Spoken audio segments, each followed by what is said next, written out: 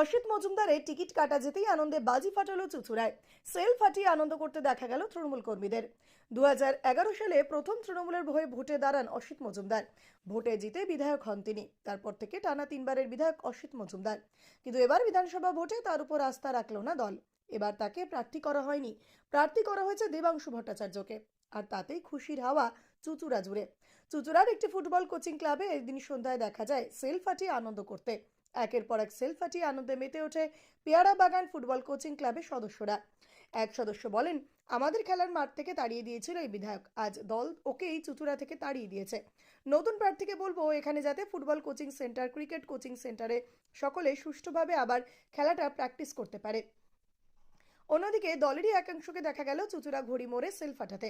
সেখানে উপস্থিত থাকতে দেখা যায় চুঁচুড়ার প্রাক্তন পুরপ্রধান অমিত রায় সহ একাধিক তৃণমূল নেতৃত্বকে। অমিত রায় অবশ্য ঘুরিয়ে বলেন, দল আগে, দেবাংশুকে আমরা স্বাগত জানাচ্ছি, ওকে বিপুল ভোটে জিতিয়ে আমরা বিধায়ক বানাবো।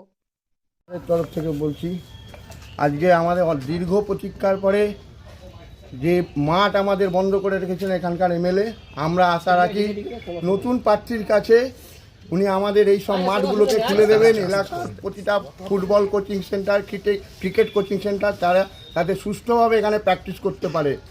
এই জায়গাটা যেন আমাদের দম বন্ধ হয়ে আসছিল। উনি আজকে বিদায় নেওয়ার পরে আমরা খুব খুশি। আমরা নতুন প্রার্থীর কাছে আশা রাখি উনি আমাদের মাঠটা ভাবে খুলে দেবেন। আপনারা ওই জন্যই বাজি ফাটালেন? ওই জন্যই বাজি ফাটালাম যে আমাদের প্রার্থীর নামটা ঘোষণা হওয়া পর্যন্ত জেতার জন্য আমরা যখন নিজেরা প্রার্থী হই, আমরা জনপ্রতিনিধি এখানে অনেকেই আছেন, তাহলে আমরা জানপান দিয়ে আমাদের জন্য এই কর্মীরা, তৃণমূল কংগ্রেসটা তৈরি হয়েছিল কর্মীদের সম্মানের জন্য। তৃণমূল দলের কর্মীরাই হচ্ছে আমাদের দলের সব। তারা এসে জড়ো হয়েছে, আজকে প্রার্থীর নাম ঘোষণা হয়েছে। কত তাড়াতাড়ি জয়ের আনন্দ আসবে, জিতিয়ে নিয়ে আসবে। কারণ মমতা বন্দ্যোপাধ্যায় নজিরবিহীনভাবে সারা ভারতবর্ষ, শুধু নয় পৃথিবীতে যা করেছেন, তারপর জেতাটা অপেক্ষা। সেই জেতার অপেক্ষা, প্রার্থীর নাম ঘোষণা হয়ে গেছে। দেবাংশু ভট্টাচার্য আসছেন, তাকে আমরা জিতে বিধানসভায় পাঠাবো।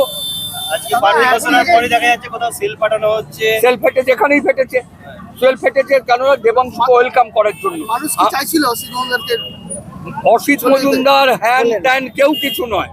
আমরা কারুর নাম নিতে চাই না। আমাদের দলের যিনি প্রার্থী হবেন, আমাদের মমতা বন্দ্যোপাধ্যায় এবং আমাদের সেনাপতি অভিষেক বন্দ্যোপাধ্যায় যাকে করে পাঠিয়েছেন প্রার্থী, তার হয়ে লড়াই করার জন্য এখানে আনন্দের বহিঃপ্রকাশ। সবাই থাকবে, পুরনো নতুন সবাই থাকবে। শুধু তো পুরনোরা থাকবে, নতুনরা থাকবে না, বা নতুনরা থাকবে, পুরনো থাকবে, সবাই থাকবে। সবাইকে নিয়েই একটা দল হয়। পুরনো কর্মীরা যারা ছিল তারা একদম বসে পড়েছে, সেটা ব্যক্তিগত ব্যাপার, কিন্তু পুরনো নতুন সবাইকে নিয়েই দল। আমাদের দলেও যারা নেতা আছেন পুরনো নতুন সবাইকেই প্রার্থী করেছেন এবং তারা প্রার্থী হয়ে লড়াইয়ে অবতীর্ণ হচ্ছেন। সেই লড়াইয়ে মমতা বন্দ্যোপাধ্যায় এবং অভিষেক বন্দ্যোপাধ্যায়, আমাদের এনার্জি অভিষেক ব্যানার্জি। সেটা তার ব্যক্তিগত ব্যাপার, আমি কারু ব্যক্তিগত ব্যাপারে। তিনি যখন বিধানসভা এখানে এসে লড়াই করতে নেমেছেন, আমরা তার জন্য প্রত্যেকটা নির্বাচনে যান প্রাণ দিয়ে তাকে নির্বাচিত করেছি। আপনি কল্যাণ ব্যানার্জিকে অভিযোগ করেছিলেন যে সিনিয়র যারা রয়েছে তাদেরকে রেসপেক্ট দেওয়া হয় না এই চুঁচুড়া শহরে, তিনি মেলানোর চেষ্টা করেছিলেন, কি বলবেন? আপনি কি বিধায়কের কাছ থেকে রেসপেক্ট পেয়েছিলেন? আমি কারুর কাছে ব্যক্তি রেসপেক্টের ব্যাপার নয়। মমতা বন্দ্যোপাধ্যায়ের দল করি, অভিষেক বন্দ্যোপাধ্যায়ের দল করি। তারা যথেষ্ট সম্মান দিয়েছেন রাজনীতি করার জন্য, সেই সম্মানটাই আমার কাছে যথেষ্ট এবং গুরুত্বপূর্ণ। আজকে কি আপনারা খুশি? অবশ্যই খুশি, অবশ্যই খুশি।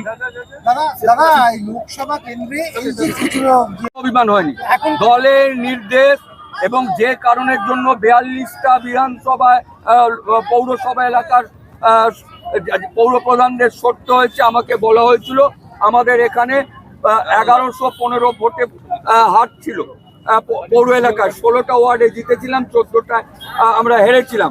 এবং এই বিধানসভায় সেদিন আমি বলেছিলাম, আমায় যদি চলে যেতে হয় এই কারণের জন্য, যেই পঞ্চায়েতগুলোতে হার হয়েছে, বিধানসভায় হার হয়েছে, তাদেরও যাতে যেতে হয়। আমার মনে হয় দল ঠিক বার্তাটাই কথা বললো হ্যাঁ, দল সেই বার্তাটাই দিল। আজকে বাজি ফাটানো কি শুধুমাত্র দেবাংশু প্রার্থী হয়েছে বলে না অসিত প্রার্থী হয়নি বলে? না, দেবাংশু প্রার্থী হয়ে যাতে জিতবে তার আগাম ইঙ্গিত আমরা দিচ্ছি এই বাজি ফাটানোর ভেতর।